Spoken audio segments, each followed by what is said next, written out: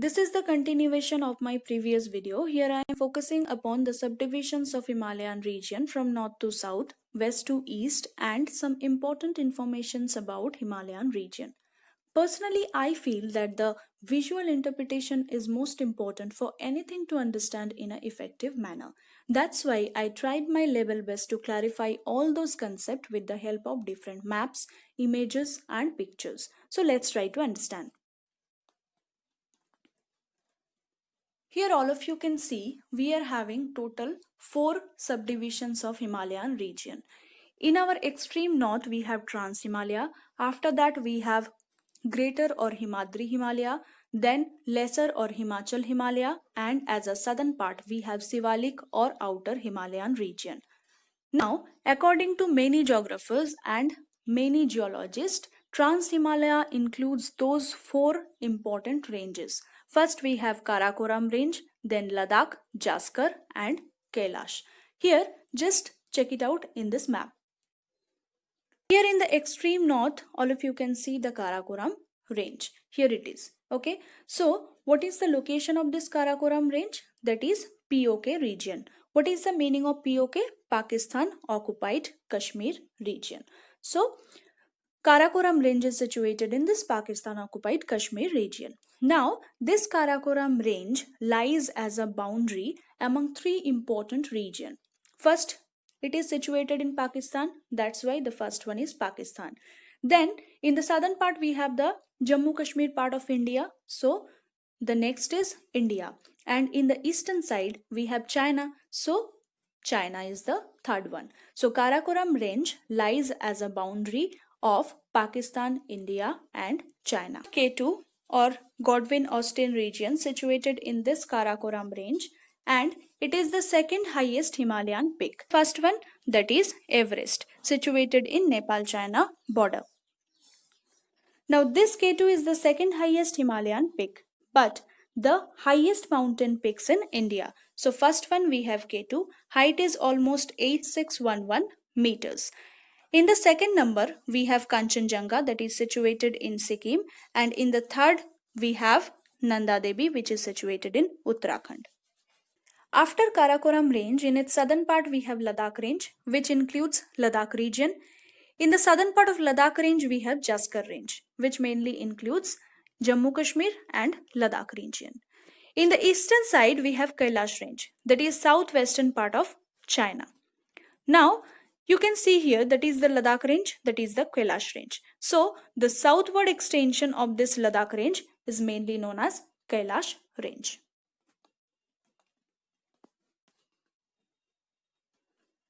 According to many geographers and geologists, Trans-Himalaya includes those important 4 ranges. Width is almost 40 km. After that, we have Greater or Himadri Himalaya. So, what is the location of Trans-Himalaya? It is situated in the northern part of Greater or Himadri Himalaya. Okay. Now, one important question here I have to discuss, that which important river divide 2 regions, that is Karakoram and Great Himalayan region. Here you can see a river, that is river Indus. So Indus river divides this 2 region, Karakoram and Great Himalayan region. Now under Great Himalaya, we have different important regions, that is Jammu Kashmir, parts of Himachal Pradesh, here we have Uttarakhand, and the eastern side we have Arunachal Pradesh. It includes Mount Everest, Kanchenjunga, Nanga Parbat, Dhaulagiri, Annapurna, Kamet, and Badrinath, those all important ranges. Okay, it is 25 km wide and the average height is 6100 meters.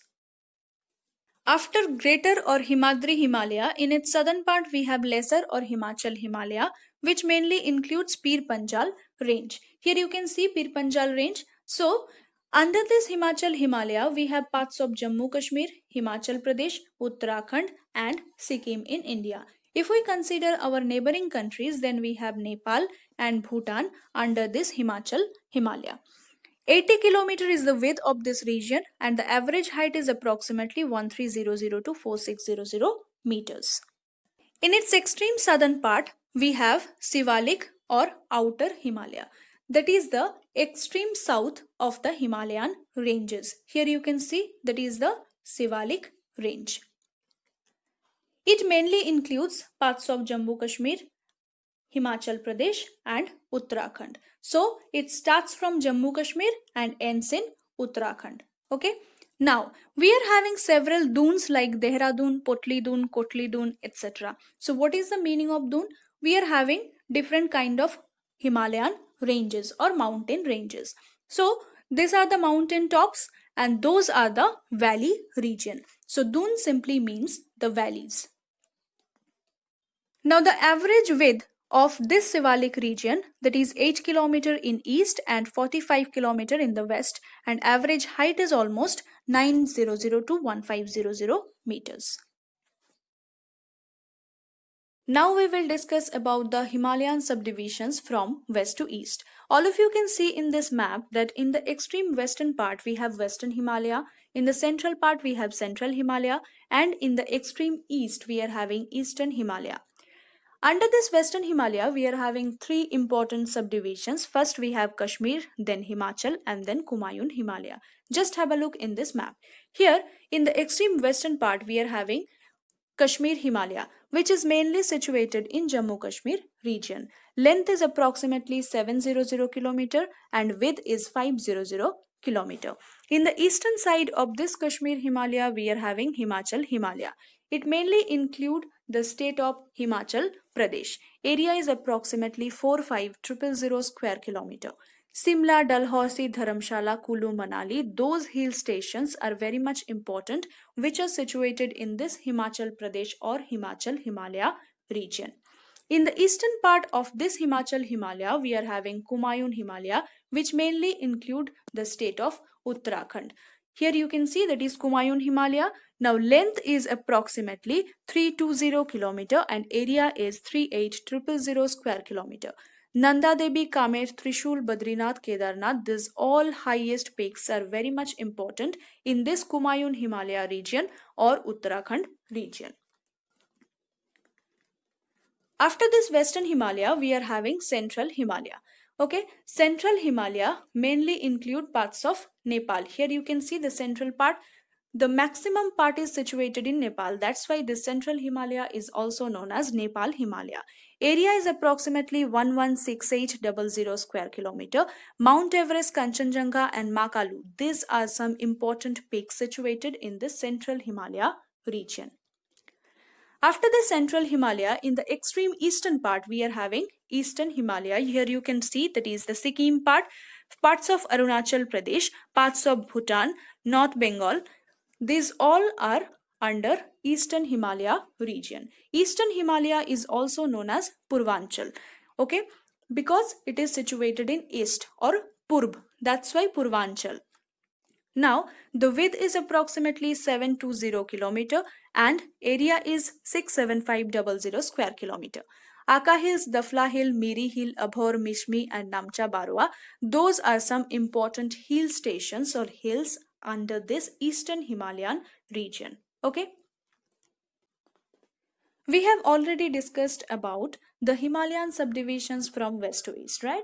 Now we have some river boundaries along those mountainous regions. Just have a look here. In the extreme western part, we have river Indus and eastern part, we have river Brahmaputra. In between Indus and Satluj, we have Kashmir and Himachal Himalaya. In between Satluj and Kali, we have Kumaun Himalaya. In between Kali and Tista, we have Central or Nepal Himalaya. And in between Tista and Brahmaputra, we are having Eastern Himalaya. For more clarification, just have a look in this map. What all of you can see here, the westernmost river of India, that is river Indus, and the easternmost river of India, that is river Brahmaputra, which is also known as Sangpo in Tibet or China. Now we have Satluj river. Satluj river is the tributary of river Indus. When the Satluj river passes through Himachal Pradesh, then this Indus and Satluj demarcate the boundary of Kashmir Himalaya and Himachal Himalaya. After that we have Kali river. When this Kali river passes through the eastern part of Uttarakhand or Uttaranchal region, which is Pithoragarh district of Uttarakhand, then this Satluj river and Kali river demarcates the boundary of Kumaun Himalaya. After that, we have Tista River, where it is in between Nepal and Bhutan. We have Sikkim region. So when Tista River passes through Sikkim region, then this Kali and Tista River demarcates the boundary of Central or Nepal Himalayan region. Now, from this Tista River up to the extreme east, that is Brahmaputra River, the entire area is simply known as Eastern Himalayan region. We have already studied about different plate boundaries like convergent, divergent and transform plate boundary. For better clarification, just have a look in my previous video. Along this divergent plate boundary, what we have here, two plates are moving apart from each other, and this kind of plate boundary are mainly important for the formation of different kinds of faults and thrust. Now, what is fault? Fault simply means the fracture or zone of fracture along those divergent plate boundary which are mainly responsible for the displacement of rocks from its original surface. Now, from the extreme north to extreme south, we are having several subdivisions of Himalayan region. First, we have Trans Himalaya, then Greater Himalaya, Middle Himalaya, Sivalik Himalaya. In between, we are having several faults and thrust. Just have a look here. In between Greater Himalaya and Middle Himalaya, we have MCT, that means main central thrust. In between Middle Himalaya and Sivalik Himalaya, we have MBT, that means main boundary thrust. In between Sivalik Himalaya and Northern Plain, which is also known as Indo-Gangetic Plain, is simply known as HFF, that is Himalayan Front Fault. Okay? That's all for today. Thank you for watching. Please subscribe to this channel. In my next video, I'll come up with the next physiographic division, that Northern Plain.